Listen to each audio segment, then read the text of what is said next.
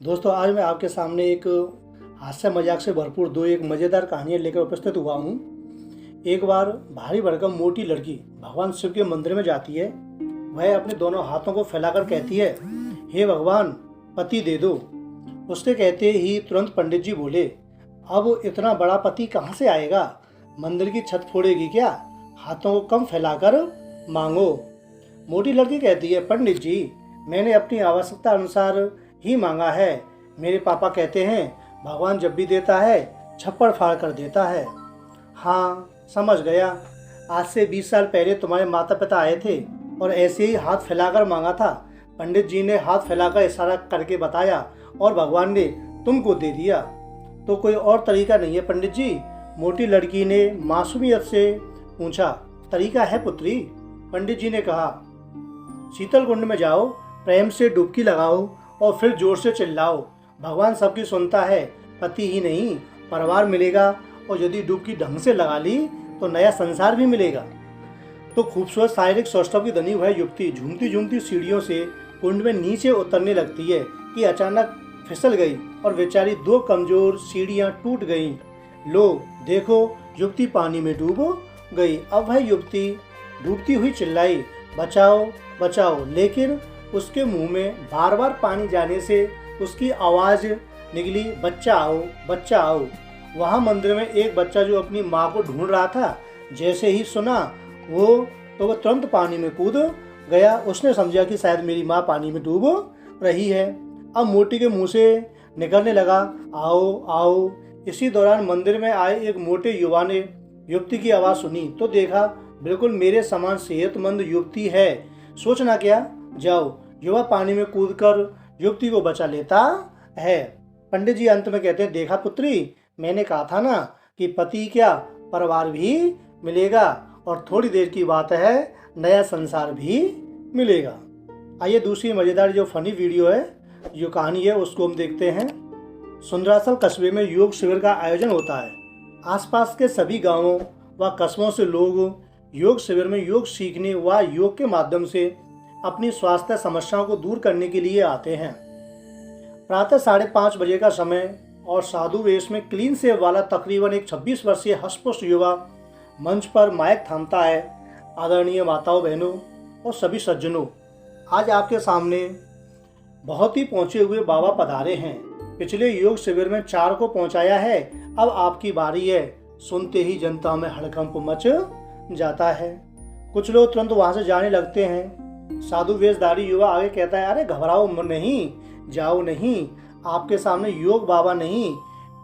युवा लंबी सांस लेता है और जनता मन में प्रश्न लिए चौंक उठती है। योग बाबा प्राणनाथ जी के परम शिष्य प्राण हरण आए हैं। वे प्राणनाथ जी से छोटे बाबा हैं, बहुत पहुंचे बाबा हैं। अब तक कई योग शिविर में योग के माध्यमों से कई को पहुंचाया है। जितनों को पहुंचाया उनकी जनगणना अभी भी चल रही है। तभी जन समूह में एक सज्जन बोलता है, अरे महात्मा जी, पर पहुंचाया कहाँ है?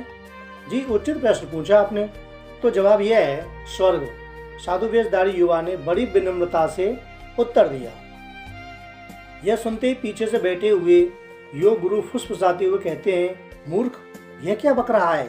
युवा का तुरंत अपने कथन पर ध्यान आता है। जी, हमारे कहने का अर्थ है कि योग के माध्यम से स्वर्ग का रास्ता दिखाया है।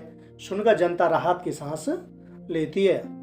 तभी एक महिला खड़ी होती है, महात्मन, इन बाबा का नाम प्राण हरण क्यों है? ये भी इस सवाल का जवाब तो पता नहीं। शायद छोटे बाबा के कर्मों को देखते हुए ही बड़े बाबा प्राणनाथ जी ने इनका नाम प्राण हरण रखा है। किंतु आप ध्यान दें, बाबा प्राण हरण छोटे बाबा के नाम से भी प्रसिद्ध हैं। बाबा का नाम छोटे बाबा क्यों रखा है? महिला ने अपना अगला सवाल पूछा। जी, यह इनका निकनेम है। जैसे होता है ना, छोटा चेतन, छोटा डॉन, छोटा छतरी, ठीक वैसे ही इनको प्रेम से बुलाते हैं छोटे बाबा। सज्जनों, ये बड़े तपस्वी, ज्ञानी, योग कला में निपुण, बहुत पहुंचे हुए योगी हैं और योग करके ही बन गए छेड़छाड़ के रोगी हैं। रोगी हैं? चौंक कर एक युवती ने पूछा। अर्थात कन्या रोगी हैं।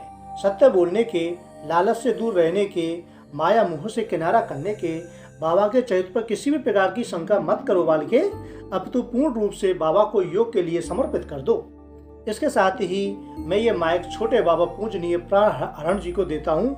जो कि अब अपनी योग विद्या से आपका मार्गदर्शन करेंगे।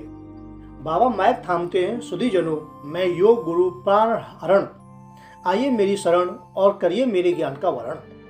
प्रिय श्रोतागणों, आप अपनी अपनी शारीरिक समस्या बताएं। कल से हम आपको विधि पूर्वक योग व आसन सिखाएंगे, किंतु आज उन पर विशेष ध्यान देंगे जिनको विशेष शारीरिक समस्या है। एक मोटी सुंदर युवती खड़ी होती है। बाबा, मुझे सांस लेने में प्रॉब्लम है। चिंता ना कर, सांस ही योग कला का मलहम है। सही बोले बाबा, सांस है तो आश है, और सांस से ही रास है। रास है मतलब बाबा? रास नहीं समझी? अरे कोई बात नहीं, मैं मध्य रात्रि को भी योग सिखाता हूँ, आओगी तो जान जाओगी। बाबा, मुझे दमे की बीमारी है। वो तो होगा ही, तू अभी तक जो कुंवारी है। क्या? कुछ नहीं, चल दम लगा। क्या बाबा? अरे दम लगा के सांस ले। सुनकर युवती छाती फुलाते हुए जोर से सांस लेती है। और जोर से, और जोर से, अब निकाल। बाबा ध्यान से युवती को देखते हुए निर्देश देते हैं। अब राहत मिली? अगर ना मिली हो तो कोई बात नहीं, ध्यान रख, बाबा रात को भी योग सिखाते हैं, सांस की कोई समस्या कभी ना होगी। चलो अब किसी और जन को कोई शारीरिक समस्या है। एक अति सुंदर पतली दुबली युवती खड़ी होती है। बाबा, हार्ट में प्रॉब्लम है।